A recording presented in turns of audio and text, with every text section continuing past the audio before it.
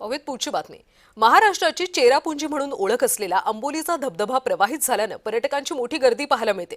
थंड हवेचं ठिकाण असणाऱ्या आंबोलीमध्ये सध्या ऊन, पाऊस आणि ढग असं विहंगम दृश्य पाहायला मिळतंय आणि याचाच आनंद सध्या पर्यटक घेताना दिसतात। या पर्यटकांशी आमचे प्रतिनिधी सुरेश कोलगेकर यांनी संवाद साधला। पाहूयात।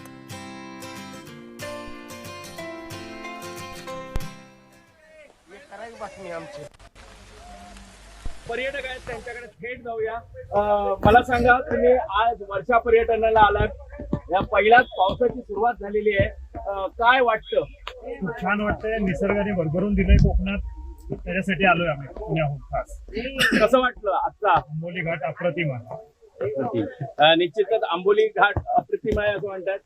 मॅडम सांगा, आज बघितलं तर एक वेगळंच वातावरण आहे। इथे बघितलं तर ऊन, पाऊस, असं ढग, हा सगळा आल्हाददायक वातावरण, कसा एन्जॉय केला? मला खूप छान असं वाटलं की रोज येऊन इथेच बसायला पाहिजे। टेन्शन असतं त्यावेळी माणूस इथे येतो असं म्हणतात। हो, बरोबर आहे। निश्चितच बघितलं तर आपल्या समोर अन्य आहेत। मला सांगा, कसं वाटतंय, काय आनंद लुटलाय?